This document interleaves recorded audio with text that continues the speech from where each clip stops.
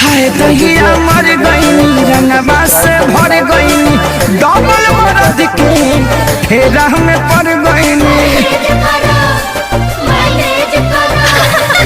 हाय दहिया मर गईनी रंगवा से भर गईनी डबल मरद के फेरा में पड़ गईनी।